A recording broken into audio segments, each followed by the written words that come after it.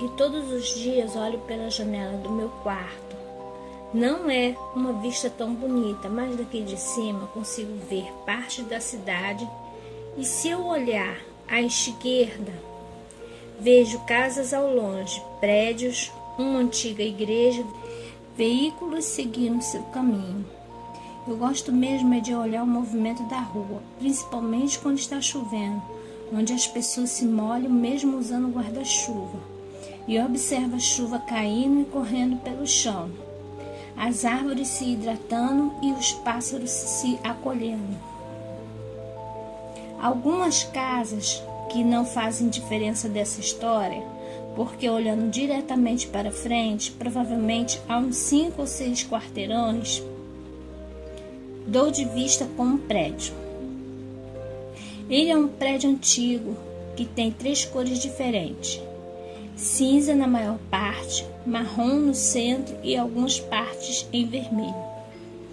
O prédio que eu chamo carinhosamente de prédio maldito é a primeira coisa que eu olho quando vou à janela.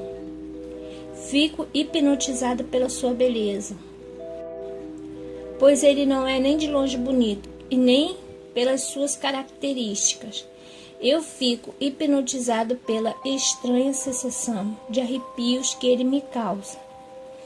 Ele me observa como um predador observa sua presa, parado, quieto à espreita, olhando cada movimento meu, mesmo quando eu não estou vendo.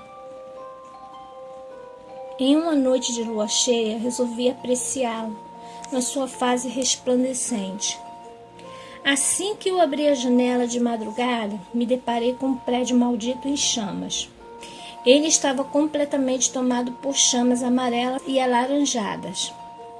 Minha primeira reação foi um susto. Meu coração acelerou. Meu cérebro travou e minhas pernas bambearam. Mas essa emoção não durou muito para dar lugar a uma segunda reação. A reação de dúvidas e incerteza, pois deparei que não havia fumaça, nenhum sinal de fumaça. Me questionei se havia fogo mesmo, mas as labaredas estavam ali. Como poderia não haver fumaça? Onde estava a fumaça? Há fogo, mas quando não há fumaça, existe fogo? O encarei por longe, minutos para observar o movimento. Não havia movimento algum, na verdade. Eu nunca em todos esses anos consegui ver alguém no prédio maldito. Talvez seja porque ele está longe o suficiente para eu conseguir enxergar.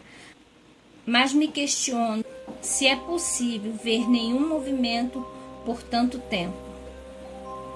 Ele está bem cuidado demais, apesar de aparentar ser bem antigo, para não haver moradores. Depois de perder a noção do tempo, ao observar o prédio maldito, constatei que não havia fogo. No dia seguinte, assim que acordei, a primeira coisa que fiz foi me certificar que o prédio ainda estaria ali, inteiro e sem evidência de que um dia já pegara fogo. E estava. Seria uma peça pregada por minha própria mente ou o prédio maldito querendo me enganar? Os dias se passaram e eu continuava a minha rotina de observar o prédio. Em um dia particular, avistei o que parecia ser uma pessoa na janela. Uma pessoa me observava fixamente e eu tinha a impressão de que ela conseguia, ao contrário de mim, infelizmente, olhar dentro dos meus olhos, apreciando a cor amarronzada deles. O prédio estava desprovido de luz, menos naquela janela específica. Em um piscar de olhos, eu testemunhei o que jamais esqueceria pelo resto dos meus dias. Testemunhei aquela pessoa pulando no último andar do prédio. Fixei meus olhos naquela janela que agora estava sem iluminação. Notei que não havia ambulância, não havia ninguém para socorrer o corpo provavelmente desfalecido e estraçalhado pela força da gravidade contra o chão. Imediatamente liguei para a emergência e contei o que havia acontecido.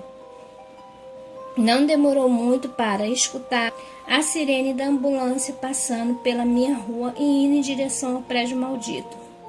Desci as escadas de casa, abri o portão e corri o mais rápido que pude.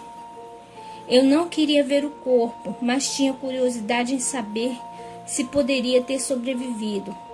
Cheguei alguns minutos depois da SAMU e, assim como eles, estava confusa. Não havia nenhum corpo coberto com um lençol. Não havia socorristas correndo para salvar aquela pessoa. Não havia pessoa. Não havia ninguém além de mim e os paramédicos, sem saber o que havia acontecido. Olhei o prédio de perto mais uma vez. Ele parecia mais assustador do que antes. O ar era gelado e acompanhava um clima sombrio daquele lugar. E ele me chamava. Passei a semana toda ouvindo a voz dele dentro da minha cabeça, gritando meu nome. Numa noite, em transe, passei pelo portão, evitei o elevador, subi as escadas e fui até o último andar. O apartamento onde havia visto o corpo caindo da janela estava com a porta aberta, a luz acesa e a janela do quarto escancarada. Não pensei em nada naquele momento, pois meu corpo foi conduzido por aquela voz e pulei do último andar do maldito prédio.